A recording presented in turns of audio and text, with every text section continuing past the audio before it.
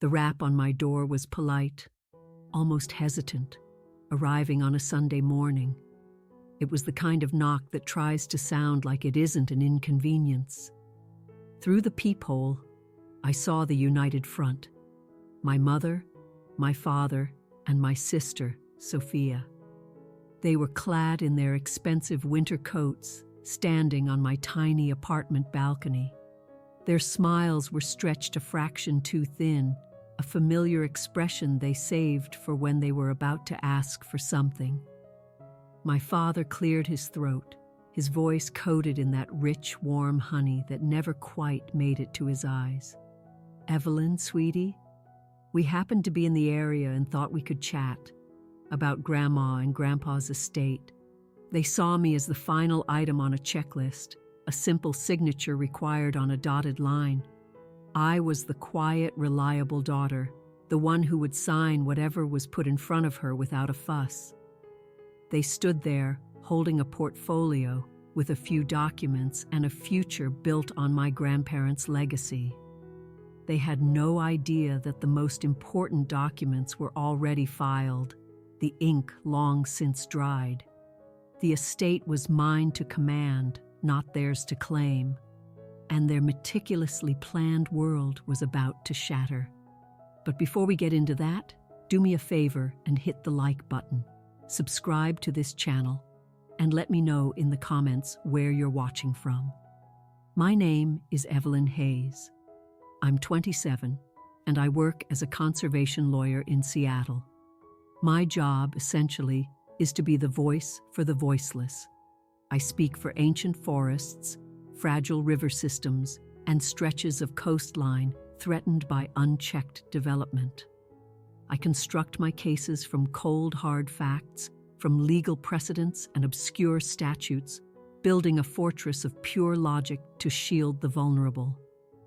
It's a line of work that demands patience, meticulous precision, and an unshakable conviction that some things are intrinsically worth fighting for. I suppose that's a lesson I absorbed from my grandparents, though I never imagined I'd one day need to apply it to protect their own memory. To my parents, Richard and Eleanor, and my younger sister, Sophia, my career path was respectable enough, but ultimately a bit of a head-scratcher. "All that effort for a bunch of mossy trees?" Sophia once quipped, her nose wrinkled as she endlessly scrolled through her social media feed. My parents, for their part, only saw the Juris Doctor degree. It was a box I had checked off, a symbol of acceptable success they could drop into conversation at their dinner parties. They never once inquired about the cases that had me working through the night, or the small, hard-won victories that infused my life with purpose. They failed to see the profound connection between my professional life and the place I held dearest on this earth. My grandparents' house on the Puget Sound, a haven of salt spray, wind-swept pines, and enduring strength. I was the granddaughter who was simply there. Not in the loud, performative way Sophia was. She'd sweep in for a whirlwind hour, flash a brilliant smile, snap a few selfies with Grandma Clara for her Instagram, and then disappear with a vague, hurried excuse about a prior engagement. I was the quiet constant, the one who melted into the background. I was the one who drove Grandpa Arthur to his cardiology appointments in Tacoma every 2 months. I'd pull up in my practical sedan, the passenger seat already cleared. He always smelled of his signature aftershave and peppermint. He disliked discussing the appointments.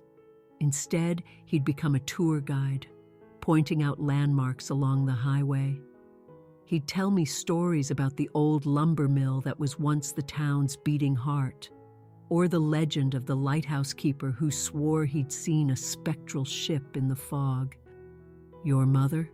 She despises this drive," he told me once, his gaze fixed on the gray, choppy waters of the Sound. "Says it's too long, too dreary." He gently patted my hand, his skin feeling like old, dry parchment. "You don't find it dreary, do you, Evie?" he asked. "No, Grandpa," I said. and it was the honest truth. "I love hearing your stories." He offered a small, genuine smile that made the corners of his eyes crinkle. In those quiet car rides, I felt truly seen. I felt like more than just a convenience. He saw me. When Grandma Clara's arthritis became debilitating, I was the one who would sit with her for hours in the oversized armchair that overlooked the water, reading aloud from her gardening magazines. Her hands, which had once tended a sprawling garden with effortless strength, were now gnarled and stiff. On her bad days, when the pain made it impossible to concentrate, I'd just sit with her, holding her hand while she dozed off. The house would be filled with a comfortable silence, punctuated only by the rhythmic lapping of the waves and the steady ticking of the grandfather clock in the hall. My mother would call, her voice always a bit too bright, a bit too loud. "How's my favorite patient doing?" She'd trill at Grandma. The calls never lasted more than 5 minutes. She'd ask no real questions and wait for no real answers. Then she'd hang up, her filial duty for the week considered done. She never came to sit in the silence. She never held my grandmother's hand. My parents lived just an hour from me, in a pristine suburban development where the lawns were perfectly manicured and all anxieties were neatly tucked away behind a facade of professional success. Yet they always had an excuse for not making the drive to the coast. Dad had a golf tournament, Mom had a charity luncheon, Sophia had a brunch she absolutely could not miss.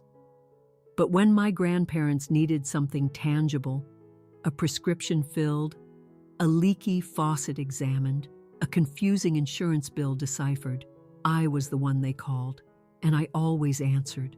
I never minded. I loved them deeply, and being needed by them gave me a sense of purpose. It was a quiet, steady rhythm of care that became the foundation of our relationship. I was useful, and in my family, usefulness was often mistaken for love. It was also invariably taken for granted. At family gatherings, the dynamic was depressingly predictable.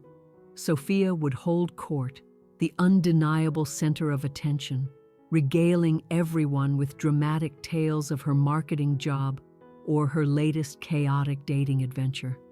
My parents would hang on her every word, laughing, nodding, and offering unsolicited advice. I would be the one quietly refilling wine glasses, helping my grandmother in the kitchen, tidying up the mounting chaos. "Evie, be a dear and grab another bottle of Chardonnay," my father would call out, his eyes never leaving Sophia as she acted out some workplace drama. I was a function, a helpful pair of hands. One year, for my law school graduation, my grandparents gave me a beautiful classic fountain pen set. "For all those important documents you'll be signing," Grandma had said, her eyes shining with pride. I was deeply touched by their thoughtfulness. Later that day, I overheard my mother talking to my aunt in the hallway. "They spoil her, you know," she said, her voice a strange cocktail of resentment and dismissal. "She's the responsible one. She'll always be fine.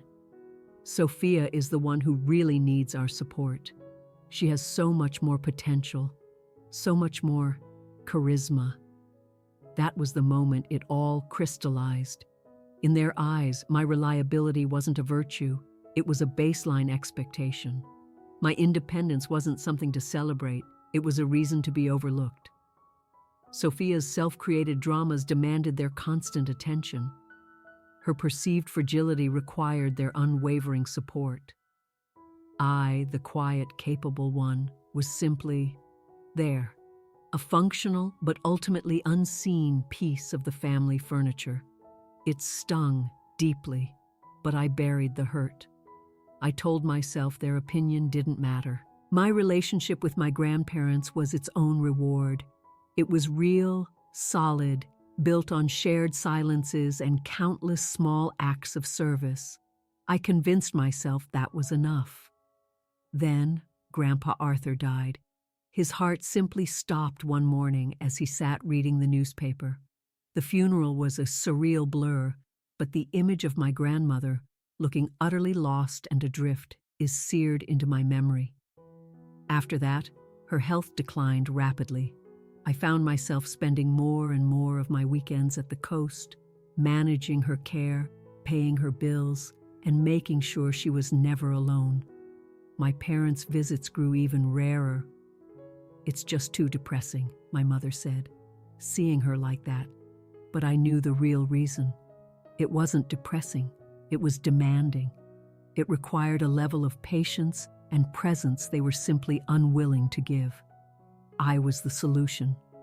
As long as I was handling it, they were free to live their lives, unburdened by the quiet, messy reality of aging and loss. They didn't see the woman who had raised them. They saw a problem that I was efficiently solving. And I continued to solve it, right up until the very end. I was there, holding Grandma Clara's hand when she finally let go. In the profound stillness that followed her last breath, I felt a strange and lonely sense of peace. My service was complete. I had cared for them to the very last. I harbored a naive hope that my family might finally see me, that they might acknowledge the years of quiet devotion. I was wrong. They didn't see the granddaughter who had given her time, her energy, and her heart. They saw a clear path. The problem had been solved. The obstacle was gone. Now all that remained was the estate. And for the first time in a very long time, they looked at me. They looked at me and saw something they desperately needed. The day of Grandma Clara's funeral was typical for the Pacific Northwest. The sky was the color of wet concrete, and a persistent, fine mist clung to everything, making the air smell of damp soil and pine. I stood under the shelter of the small coastal chapel's entrance, watching as guests arrived, their black umbrellas popping open one by one in the parking lot. A strange numbness enveloped me, a hollow space in my chest where I felt a storm of grief ought to be. I realized I had been mourning in small increments over the past year, in the quiet hours by her bedside, watching her slowly fade. This ceremony felt more like a formality, a public performance of a sorrow I had already processed in private. My parents and Sophia arrived together in my father's polished black SUV. They were the picture of perfect mourners. Dad was in a tailored dark suit, his face set in a somber, stoic mask. Mom wore a tasteful black dress and pearls, dabbing at a single, artfully placed tear with a tissue. Sophia was the most dramatic, in a wide-brimmed hat and dark sunglasses, as if she were a celebrity at a state funeral. They hugged me, their embraces quick and stiff. "You're holding up okay?" Mom whispered, though it felt more like a statement than a question.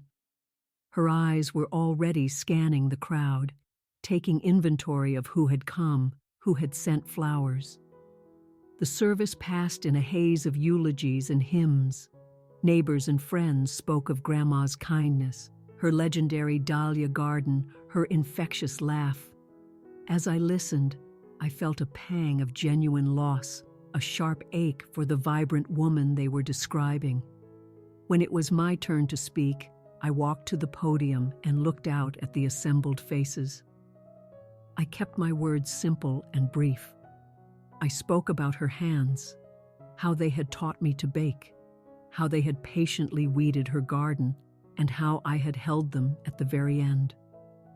My voice was steady, quiet, and clear. As I finished, I felt my father's hand on my back, a gesture that looked supportive to the audience, but felt to me like a director pushing an actor off the stage. The real performance, however, began at the reception back at my grandparents' house. The rooms were filled with people eating finger sandwiches and speaking in hushed, respectful tones. The air was thick with the scent of lilies and freshly brewed coffee. My family moved through the space like gracious hosts. But as the hours passed and the guests began to depart, their masks of grief started to slip. I was standing in the living room, gazing at a framed photograph of my grandparents on their wedding day, when my mother came to stand beside me. I expected her to share a memory, to offer a moment of connection. Instead, she let out a quiet, appraising sigh and scanned the room. Her eyes weren't soft with nostalgia. They were sharp with calculation. "You know," she whispered, her voice conspiratorial, "a wall could come down right there." She gestured with her chin toward the kitchen. "It would really open up the space. Imagine a big island, all new appliances. This place could really be a showstopper with a new kitchen." I just stared at her. The scent of funeral lilies was still heavy in the air. My grandmother's favorite apron was still hanging on a hook by the pantry, and my mother was already planning a demolition. The words were so jarring, so utterly out of place, that for a moment I couldn't comprehend them. It was like hearing a stock market report in the middle of a prayer. "Mom," I said, my voice barely audible. "She's only been gone for 2 days." She waved a dismissive hand, as if my sentimentality were a bothersome fly. "I'm just thinking about the potential, honey. The value. Your grandparents would have wanted us to be practical." That was when the first crack appeared in my numbness. It was a cold, sharp fissure of disbelief. Practical. They hadn't even waited for the flowers on her casket to wilt. Over the next hour, I became an observer in the museum of my own family's avarice. My father was in the study with my uncle, not reminiscing about Grandpa's love for history books, but discussing property taxes and zoning laws. "The waterfront footage alone is a gold mine," I overheard him say, his voice low and excited. Sophia, meanwhile, was drifting through the house, touching pieces of furniture with a calculating air. I saw her in my grandmother's bedroom, running a hand over an antique silver-backed mirror, not seeing a cherished object, but an item for appraisal. She was mentally tagging every piece of her grandparents' life with a price. I felt a profound sense of violation. They were stripping the love and memories from the house, leaving behind only its market value. Every object, every corner held a story for me. The worn spot on the arm of Grandpa's chair where he rested his elbow, the faint, pencil-drawn height chart for Sophia and me hidden behind the pantry door, the sun-bleached curtains in the guest room that Grandma had sewn herself. To me, these things were sacred relics. To them, they were inventory. The final, clarifying moment came as the last of the guests were leaving. My parents, my sister, and I were standing in the entryway. My father clapped his hands together, a gesture of brisk efficiency. "All right," he said, his voice businesslike. "We need to start thinking about next steps. Getting a realtor, clearing the place out. Evie, you know the house better than anyone. You can take the lead on sorting through all their personal things." It wasn't a request. It was a delegation. I was being assigned the emotional labor of dismantling my grandparents' lives so they could more efficiently cash in. They wanted me to pack up the memories, the letters, the photographs, all the messy, inconvenient pieces of a life lived, so they could be left with a clean, empty, sellable shell. I looked at their faces, flushed with a strange, eager energy. There was no grief there, only anticipation. And in that moment, I understood the truth with sickening clarity. The inheritance wasn't a legacy of my grandparents' love. It was a prize they felt they had won.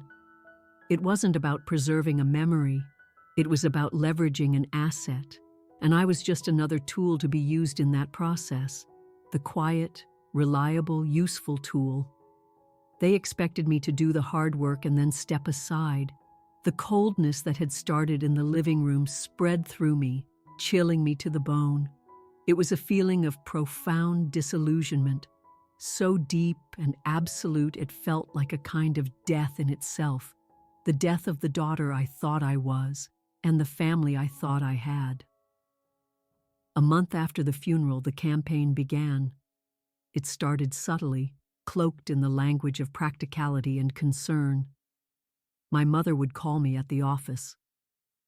"Honey, have you had a chance to start going through Clara's closets? We can't really get the house appraised until it's cleared out a bit." My father would send texts. "Found a realtor who specializes in waterfront properties. Says the market is hot right now. We should move fast." They were a coordinated unit, a two-pronged attack of cheerful nagging and impatient logistics. I held them off with polite, vague delays. "I've been slammed with a big case at work," I'd say, or "I'll try to get out there this weekend." Each excuse bought me a few more days of quiet, but it also visibly amplified their frustration. I was becoming an obstacle, a squeaky wheel in their well-oiled machine of liquidation. The tipping point arrived on a Tuesday evening.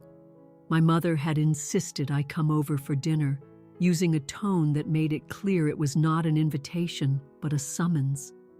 "We need to have a proper family talk about the estate, Evelyn. We all need to get on the same page."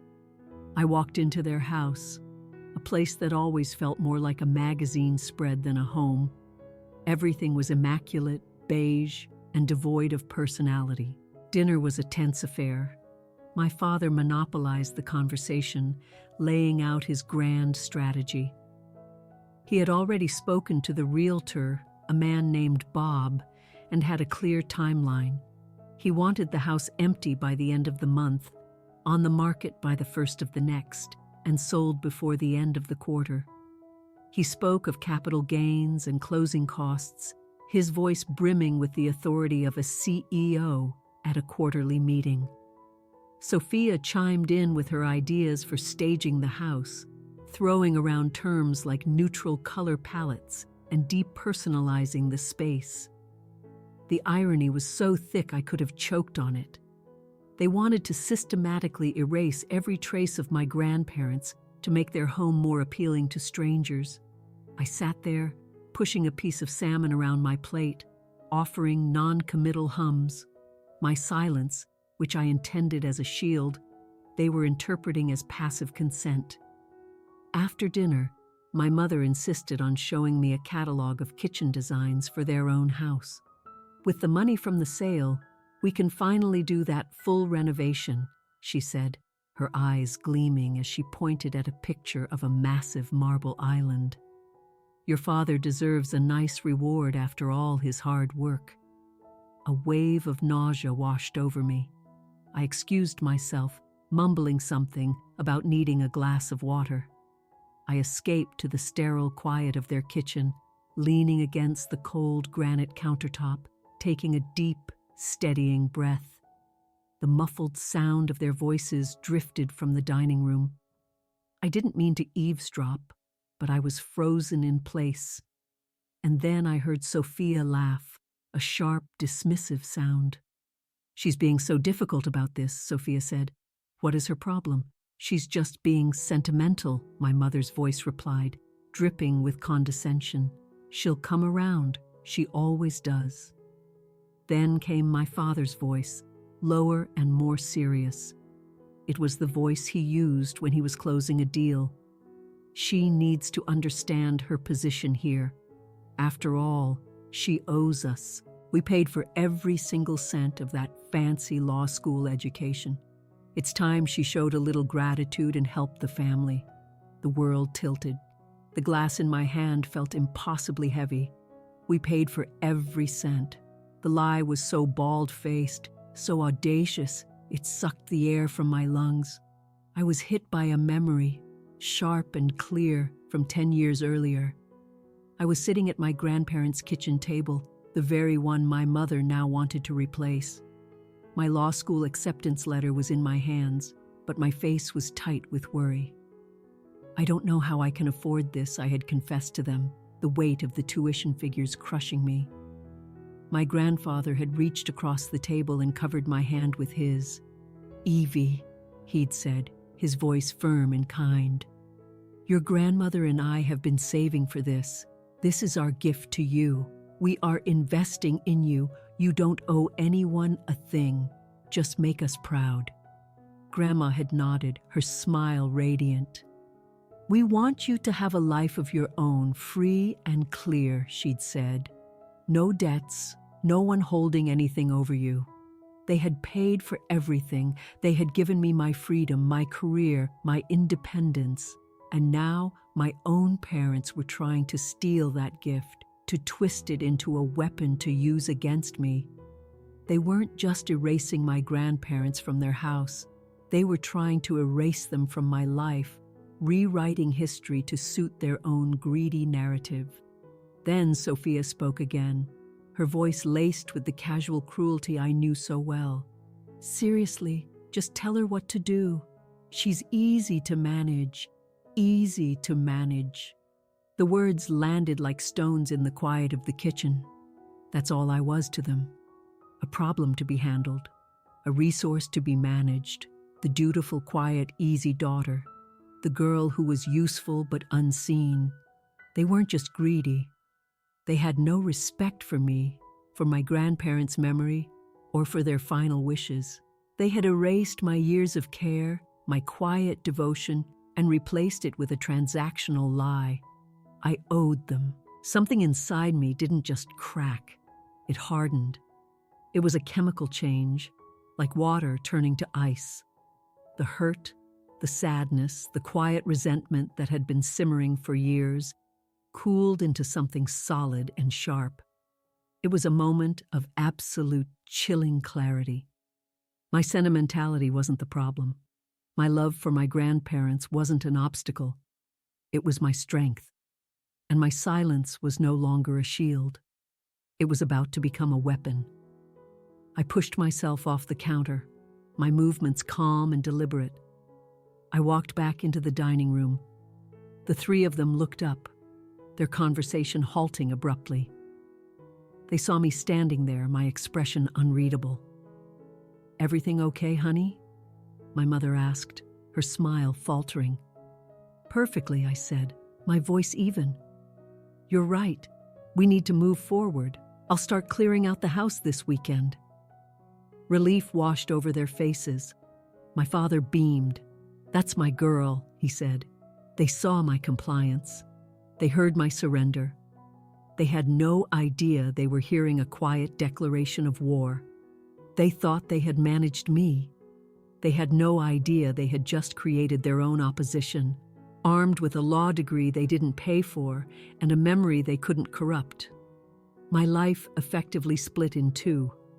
By day, I was the Evelyn they knew, or at least the version of her they believed in. I was a conservation lawyer, submerged in case files and legal briefs. I attended depositions, argued with opposing counsel, and wrote motions to protect watersheds and old-growth forests. My work was a refuge, a realm where logic reigned and justice, though often slow, was attainable. I would sit in my office high above the city and fight for pieces of the earth, channeling my quiet, simmering anger into meticulous, unassailable arguments.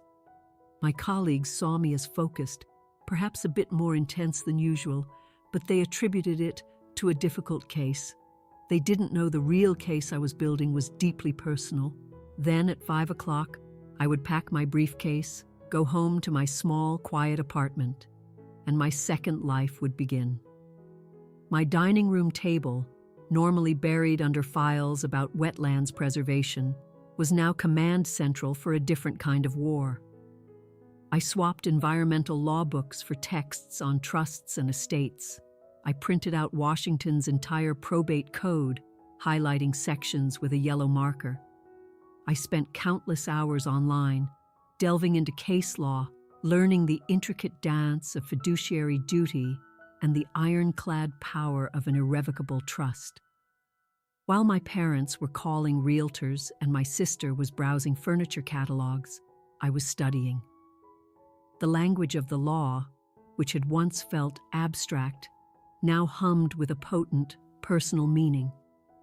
Words like executor, beneficiary, and testamentary intent were no longer just vocabulary for an exam. They were the tools I would use to build a fortress around my grandparents' legacy. The first step was to officially open probate and have myself appointed as executor of the will.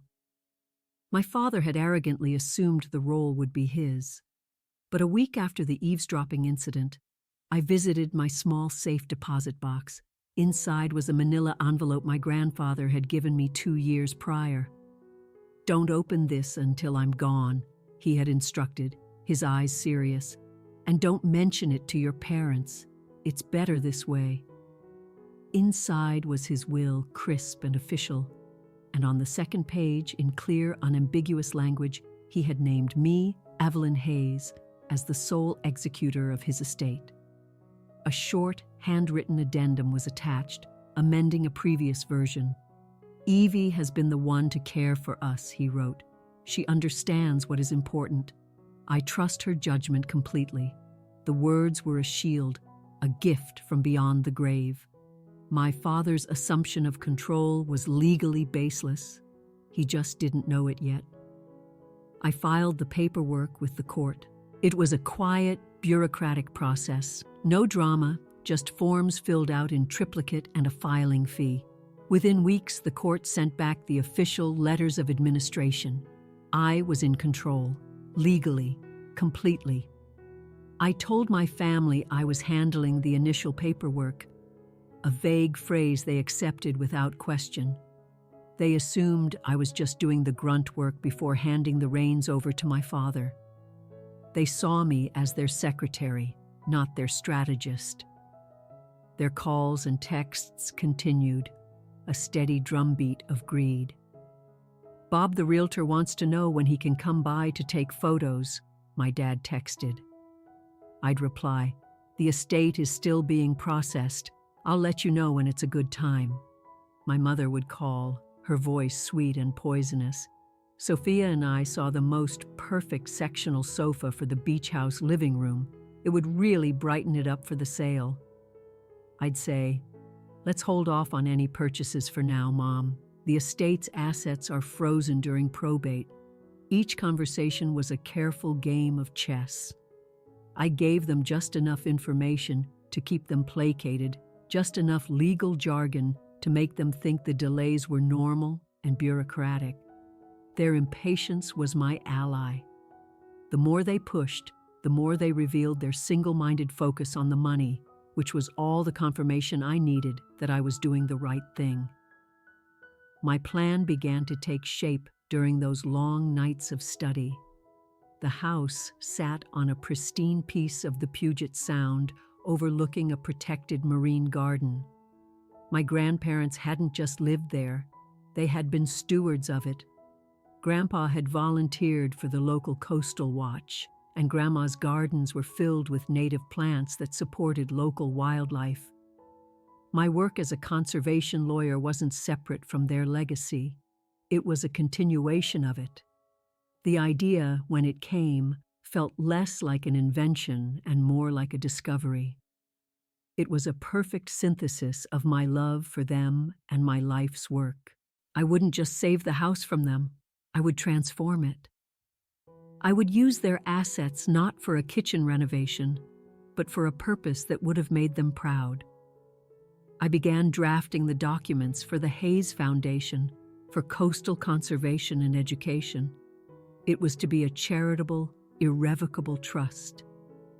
The name felt right, solid, permanent. The foundation's mission would be twofold: to fund marine biology research at the local university and to provide scholarships for students from low-income backgrounds who wanted to pursue careers in environmental science. The house itself would not be sold. It would become the foundation's headquarters, a place for visiting researchers to stay, a center for community workshops on conservation. The legal work was complex. I had to ensure the trust was ironclad, immune to any legal challenge my family could possibly mount. I spent an entire weekend cross-referencing statutes, drafting the bylaws, and defining the mission so precisely that there could be no loopholes. Every clause was a brick in the wall I was building around their memory. One night, as I finalized the trust documents, I looked at a photo on my desk. It was of me, age 10, standing on the beach with my grandfather. He was pointing out at the ocean, explaining the tides, his face filled with a quiet passion.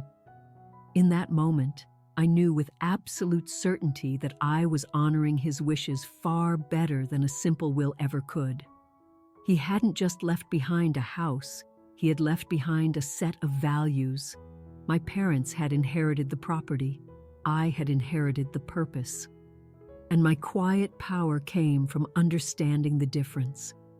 The decision was made, and the plan was built, but the final action required a pilgrimage.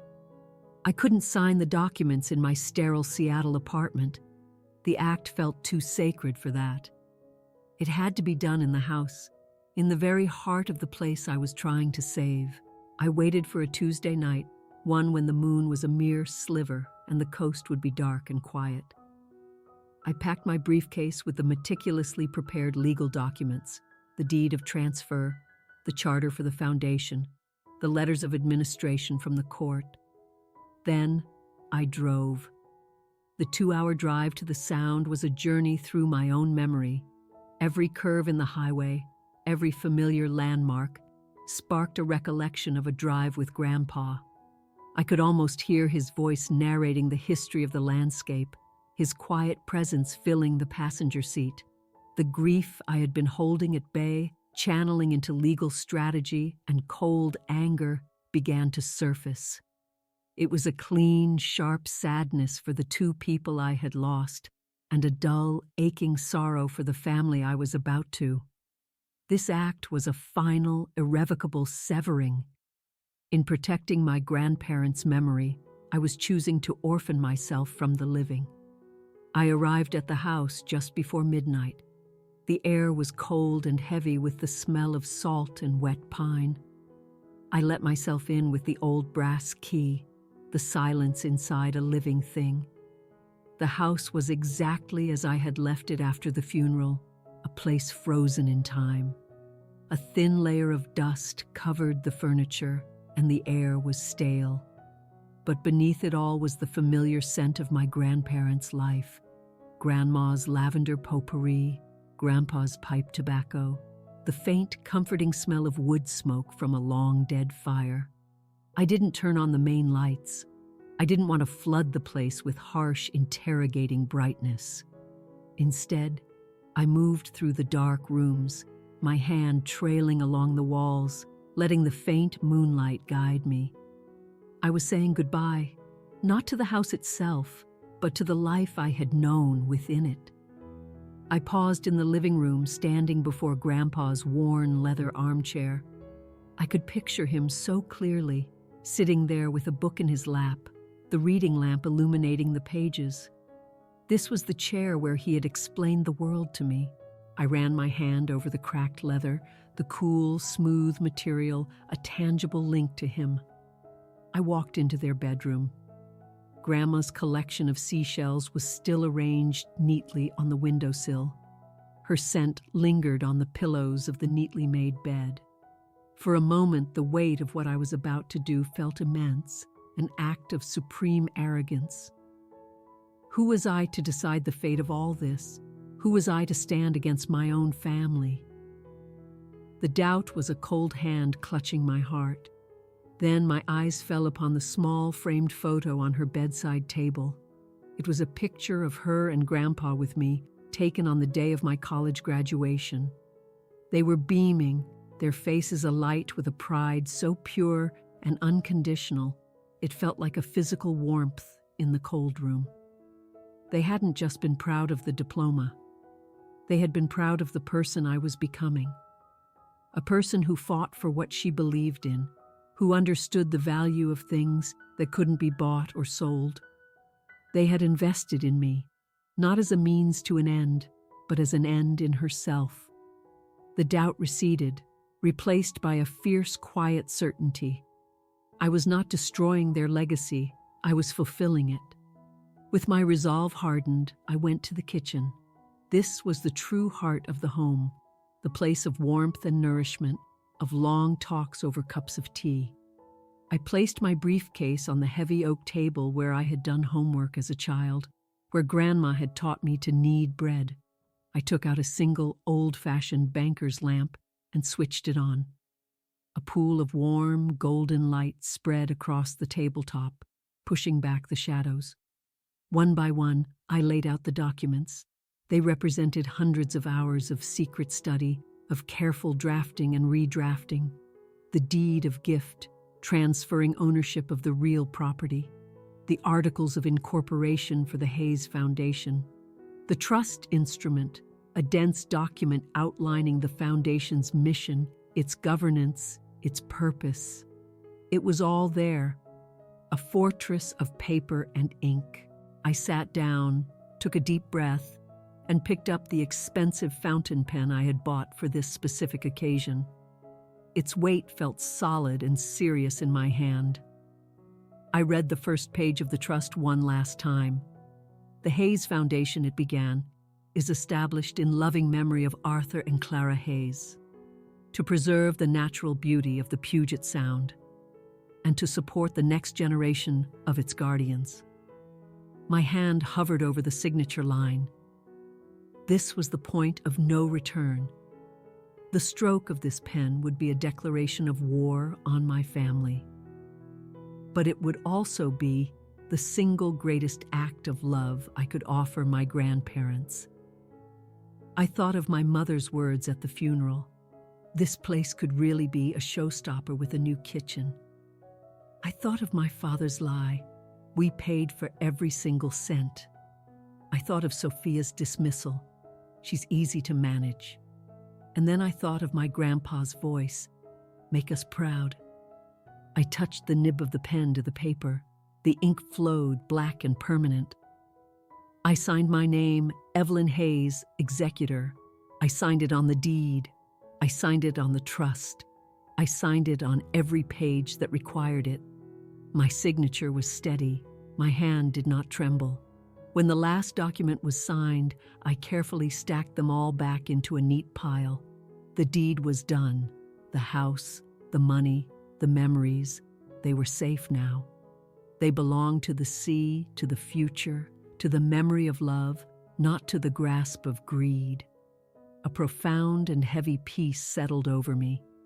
It was not the giddy feeling of victory, but the solemn quiet of a promise kept. I switched off the lamp, and the moonlight once again filled the room. I walked to the large kitchen window that looked out over the dark, churning ocean. The first hint of dawn was beginning to lighten the eastern sky, a faint gray line separating the sea from the heavens. The house stood silent around me, no longer just a property, but a protector. And I, its quiet architect, watched the new day begin. Alone, but not lonely. But in the 2 weeks following my midnight trip, a deceptive quiet settled. I filed the signed and notarized documents with the county and the state. The Hayes Foundation was now a legal entity, and the transfer of the estate's assets was a matter of public record, buried in the slow, grinding gears of bureaucracy, where no one would notice unless they were specifically looking. My family, of course, was not looking there. They were looking on Zillow. The first tremor came from Sophia. It was a text, arriving on a Friday afternoon while I was in a meeting. It consisted of a single screenshot of a Zillow search for properties in my grandparents' town, a bright pink circle drawn around the empty space where the house should have been. The text below read, question mark, question mark, question mark. I ignored it. I knew silence would be more unnerving to her than any excuse. A few hours later, my phone rang. It was Sophia. I let it go to voicemail. Her message was a cascade of frantic whispers. Evie, pick up. I'm serious. What is going on? I called Bob, the realtor, and he said he hasn't been able to get a hold of you for a week and that the listing agreement was never signed. People are going to think something is wrong with the property. You're making us look incompetent. Call me back." Her panic was a confirmation. Their plan, so sleek and simple in their minds, had hit its first snag. They had assumed my compliance was a given. My failure to perform my assigned task was incomprehensible. The next day, Saturday morning, my mother called. Her approach was different, a silken glove hiding an iron fist. "Evelyn, darling," she began, her voice radiating sweet, manufactured concern. "Sophia told me you've been a little overwhelmed with all this estate business. I know it must be so much for you to handle on top of your demanding job. We're just a little worried, that's all." I made a non-committal sound, waiting for the real point. "Your father and I were talking," she continued, "and we really think it might be best if you let him take over the paperwork from here. He has so much more experience with these sorts of financial matters. We don't want you to have to bear this burden all by yourself." The offer was a masterpiece of condescension. She was framing my deliberate inaction as incompetence, my careful strategy as the fumbling of an overwhelmed child. They wanted to take back control, to correct the error of ever trusting me with the slightest responsibility. "That's thoughtful of you, Mom," I said, my voice calm and even. I chose my words with a lawyer's precision. "But there's no need to worry. As executor, I have a legal and fiduciary duty to manage the estate's affairs. Everything is proceeding according to the proper legal channels. It's a slow process. But the realtor?" she started. "The estate is not yet in a position to enter into any contracts." I cut her off smoothly. "I will keep you informed of any significant developments." There was a moment of frustrated silence on the other end. I had used the language of the law as a shield, a wall of inscrutable procedure she couldn't argue with. She didn't understand what fiduciary duty meant, but she understood that it sounded official and final. She ended the call with a strained, "Well, all right then, honey, just keep us in the loop." If my mother's weapon was manipulation, my father's was a sledgehammer. He called an hour later. There was no pretense, no false concern, just pure, unfiltered rage. "Evelyn, what in the hell do you think you're doing?" he roared into the phone. I had to hold it away from my ear. "Bob just called me again. He said you still haven't signed the listing papers. He has buyers lined up, cash offers. Do you have any idea how much money you are costing us by stalling? The market is at its peak. Every day you wait is money down the drain." I let him vent, his words a tidal wave of fury and entitlement. He wasn't just angry, he was offended. His authority, which he believed to be absolute within our family, had been ignored. When he finally paused to take a breath, I spoke, my tone as flat and calm as a frozen lake. "Dad, my responsibility is to the estate, not to the market. I am handling things in the way I, as executor, have determined is in the estate's best interest, according to the terms of the will. I know what's in the estate's best interest," he bellowed. "Selling that house for top dollar. What other interest could there possibly be?" His question hung in the air, a perfect summation of his entire worldview. He couldn't conceive of a reality where best interest didn't translate directly to maximum profit. "I'm not going to debate this with you," I said quietly. "My decisions are final." "You'll be hearing from my lawyer," he threatened, a last-ditch effort to intimidate me. "You don't have a lawyer, Dad," I replied. "And if you hire one, I suggest you find one who specializes in probate law. They'll be able to explain my duties as executor to you. Have a good afternoon." I hung up before he could respond. My heart was pounding, but my hands were steady. I had faced down his anger, the tool he had used to control our family for years, and I hadn't flinched. The final call came from Sophia that evening. She had switched tactics again, now playing the part of the concerned, helpful sister. Her voice was soft, full of feigned sympathy.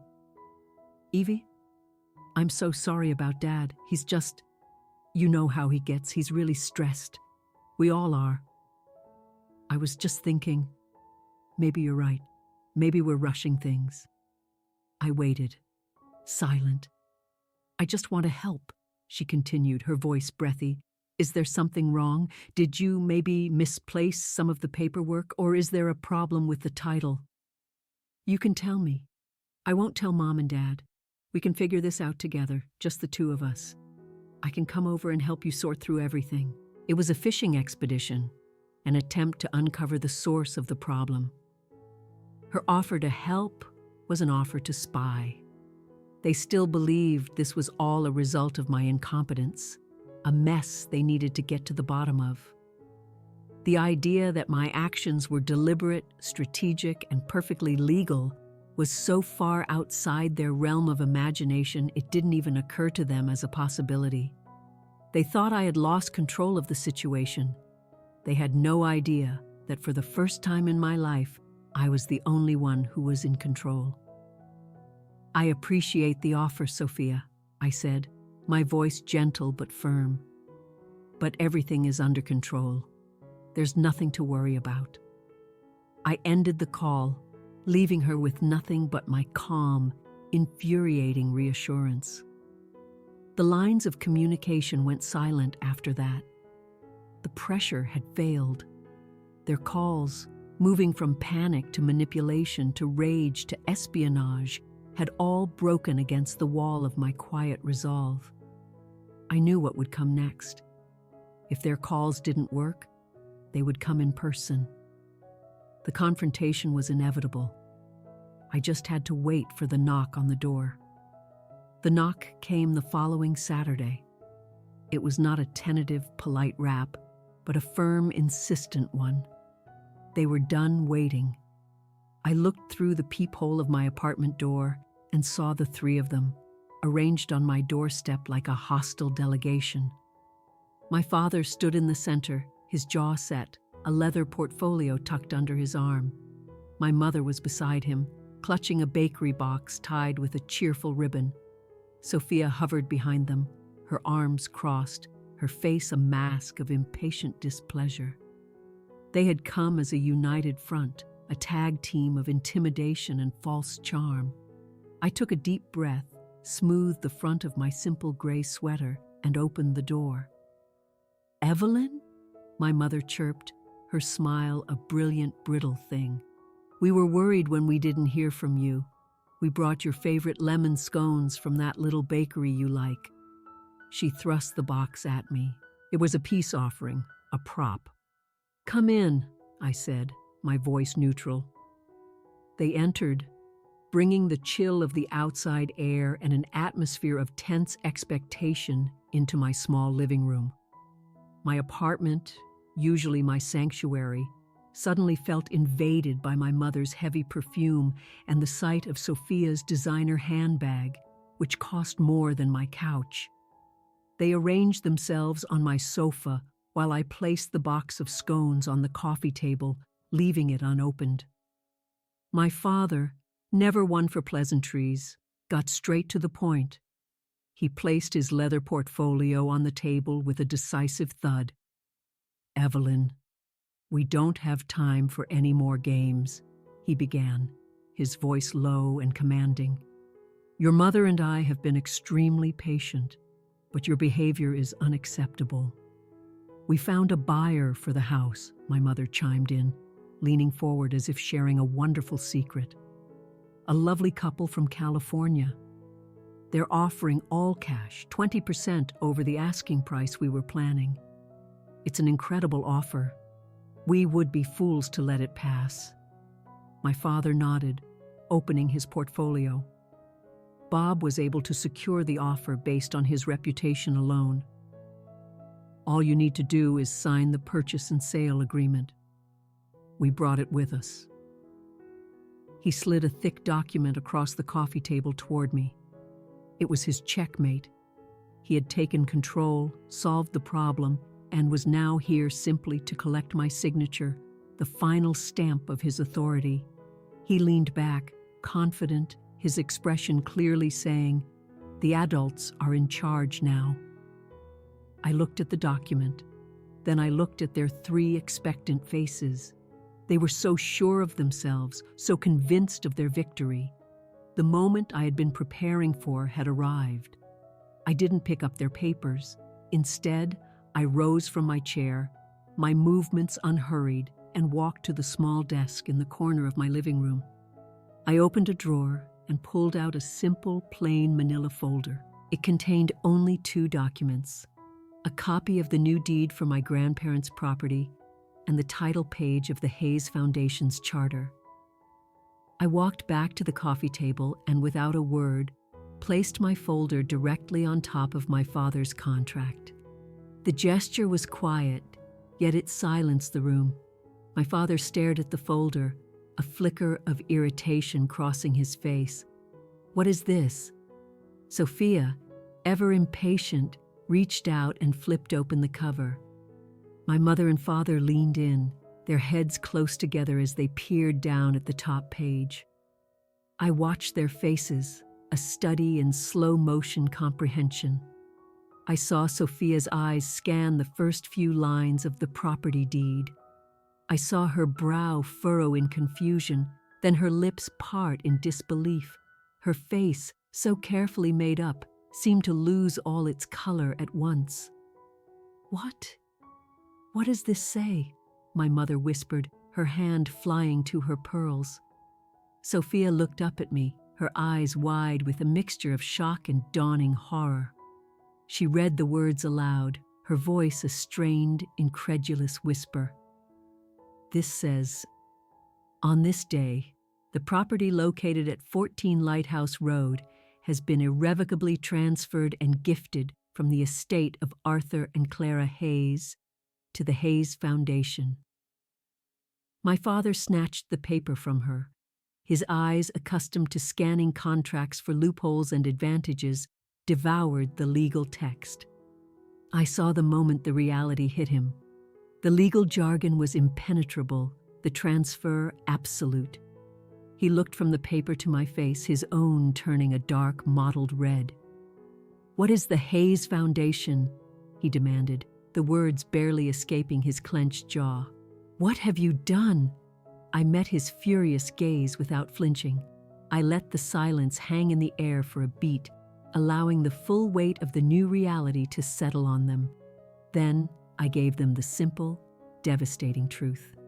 The Hayes Foundation is a charitable organization I established in Grandma and Grandpa's name, I said, my voice as calm and clear as a bell. As the legally appointed executor of the will, I exercised my fiduciary duty to dispose of the estate's assets in a manner that honors their legacy.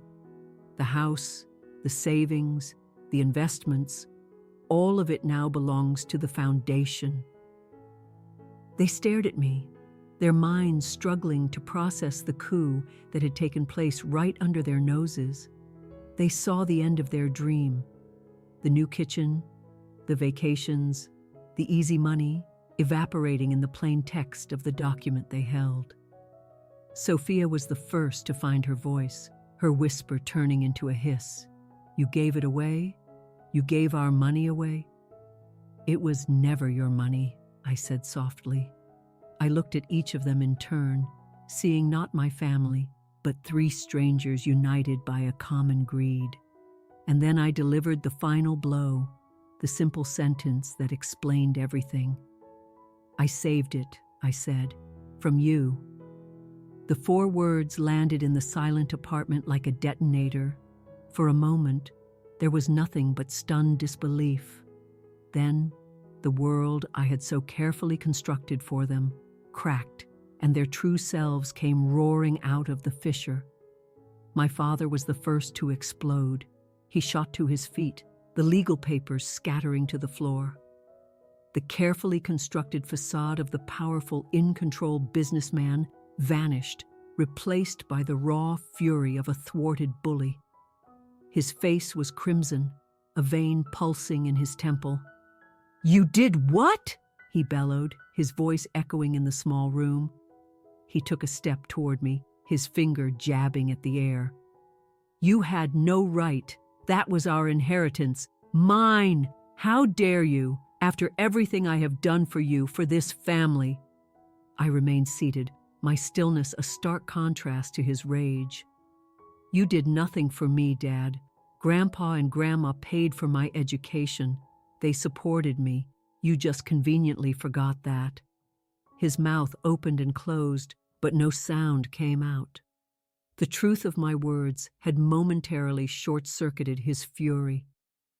He had built his entire argument on a foundation of lies, and I had just kicked it out from under him. My mother, seeing his attack had failed, began her own. Her reaction was not rage, but a high-pitched, theatrical display of sorrow. Tears welled in her eyes and streamed down her cheeks, but they were not tears of grief. They were tears of pure, unadulterated financial loss. "Evelyn, how could you be so cruel?" she sobbed, dabbing at her eyes with a silk handkerchief. "We had such plans. A new kitchen. We were going to take a trip to Europe, the first real vacation we've had in years. We were going to help Sophia with a down payment on a condo. You've destroyed our future. You've destroyed everything." She was mourning the loss of a lifestyle, not the desecration of a legacy. She wasn't weeping for her parents. She was weeping for a marble countertop and a trip to Tuscany. The performance was so transparent, so utterly self-absorbed, that I felt nothing but a cold, distant pity. "Your future was not my inheritance to fund," I said quietly. Sophia, however, made it personal. Her shock curdled into venomous, hissing rage. She rose from the couch, her body tense, her eyes narrowed with a lifetime of perceived slights and sibling resentments. "You are the most selfish, arrogant person I have ever met," she spat, her voice low and shaking with hatred. "You always had to be the smart one, the good one, looking down on us, judging us. You couldn't stand that we were finally going to have something. You did this out of spite, out of jealousy. You are a cold, ungrateful bitch who never cared about anyone but yourself." The accusations were meant to wound me, to find a crack in my composure. But they were old weapons worn dull with use over the years. I had heard variations of them my whole life. They no longer had any power over me. "This has nothing to do with jealousy, Sophia," I replied, my voice devoid of emotion. "This has to do with protecting the two people who actually cared about me." My father found his voice again, his anger now mixed with a desperate, grasping search for a weakness in my position. "I'll sue you," he snarled. "I'll take you to court. I'll have you disbarred for this. You've stolen from this family." This was the moment I had prepared for, the final move in the chess game. "You can't," I said simply, "because I haven't broken any laws. In fact, I have followed the will to the letter." I reached into the manila folder and pulled out the second document. It was a copy of my grandfather's will, along with the handwritten addendum. I held it out. "Grandpa amended his will 2 years ago. He removed you as executor and appointed me." My father froze, his hand halfway to grabbing the document. I read the crucial line aloud, my voice steady. "I name my granddaughter, Evelyn Hayes, as sole executor of my estate. Evie has been the one to care for us. She understands what is important. I trust her judgment completely." I let the words settle, a final, undeniable testament from the grave. My fiduciary duty as executor is to honor his wishes. And I decided that a charitable foundation that embodies their values is a more fitting legacy than selling their home to the highest bidder to fund your lifestyles. I honored him. You wanted to erase him. A terrible, defeated silence fell over the room. They had nothing left. Their anger, their tears, their insults, their threats. It had all been useless. I had outmaneuvered them at every turn, not with passion, but with precision and law. My mother was the one to deliver the final, predictable indictment. She looked at me, her face a mess of ruined makeup and bitter resentment. "After everything we've done for you," she whispered, her voice cracking, "you are the most ungrateful child a parent could ever have." I looked back at her, at my father, at my sister. I saw the ruin of what was supposed to be my family, and I felt a profound sense of release. I was finally free of their judgment, their expectations, their conditional, transactional version of love. "You call it ingratitude," I said, my voice quiet but firm. "I call it justice." That was the end. There was nothing more to say. They gathered their things in a stunned, clumsy silence. My father wouldn't look at me. My mother was still weeping her false tears.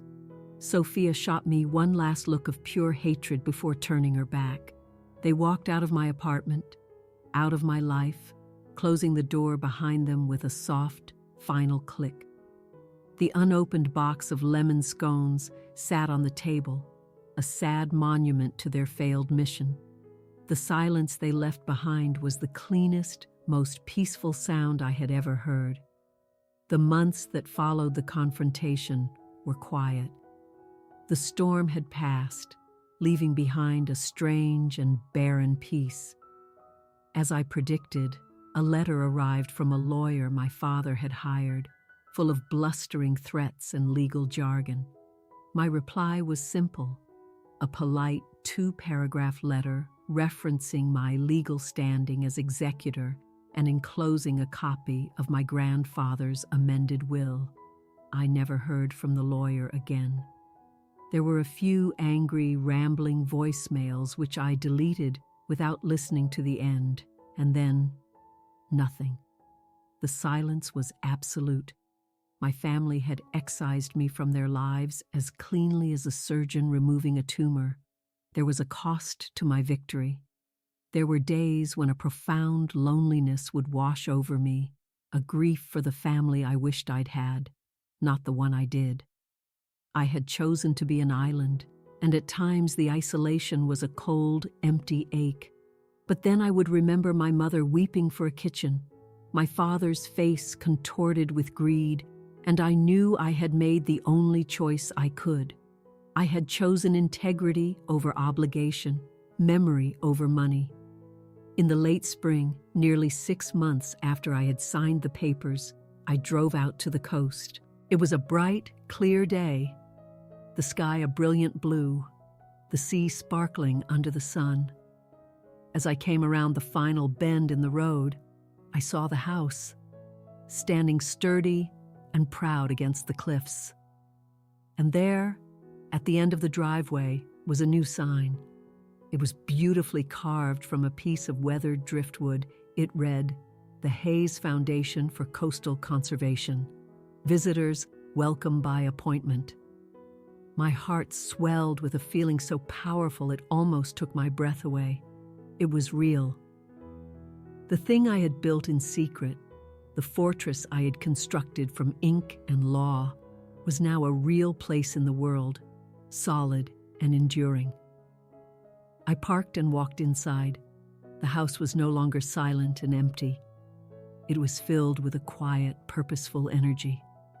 The living room had been transformed into a small library and workspace. Books on marine biology and oceanography lined the shelves where Grandma's romance novels used to be. In the dining room, 2 young interns from the local university were bent over nautical charts, their conversation a low, focused murmur. The place was alive, humming with the very purpose I had envisioned. A woman in her 50s with a warm, sun-weathered face introduced herself as Dr. Anya Sharma, the foundation's first director, a renowned marine biologist I had hired to run the operations. She greeted me with a firm handshake and shining eyes. "Evelyn, it's so good to see you. We just got the final permits for the offshore reef monitoring project. Your grandparents' gift is already making a difference." She handed me a small stack of mail that had arrived for me. I thanked her and took it, needing a moment to myself. I walked out onto the back porch, the one overlooking the ocean. The sea breeze was cool on my face. I sat down in one of the old wooden rocking chairs, my grandfather's favorite. I sorted through the mail, a few foundation-related bills, a newsletter from a conservation group, and one thin envelope with the university's crest in the corner. I opened it. It was a letter written in neat, youthful handwriting. "Dear Ms. Hayes," it began. "My name is Leo. I am a sophomore at the University of Washington, and I am writing to thank you. I am the first recipient of the Hayes Foundation Scholarship. I grew up in a small town inland, and I have wanted to be a marine biologist for as long as I can remember. I spent hours watching documentaries about the ocean, but I never thought I'd be able to afford a university program that would let me study it for real. My family doesn't have a lot of money, and I was getting ready to give up on my dream. Then I got the letter saying I had received your scholarship. It changed everything for me. Because of your foundation, I'm not just studying marine biology, I am living my dream. I promise I will work hard to make you and your grandparents proud. Thank you for believing in a stranger." I read the letter twice, the simple, heartfelt words blurring through the tears that had begun to fall. They were not tears of sadness or of anger. They were tears of quiet, profound gratitude. I folded the letter and held it to my chest, looking out at the endless rhythmic waves. I had not destroyed a family's future. I had created one for someone else. I had honored my grandparents in a way that would ripple outward, touching lives, protecting the coastline they loved, creating good in the world long after all of us were gone. My father had shouted. My mother had wept. My sister had hissed. They thought power was loud and aggressive, a force that bent others to its will. But they were wrong. Power doesn't always roar. Sometimes it's as quiet as the turning of a page in a law book. Sometimes it's written in the steady stroke of a pen in a silent, lamplit room. It's sealed not in anger, but in silence. And its true measure is not in what you take, but in what you build and what you choose to protect. The sea remembers, and now so would the world.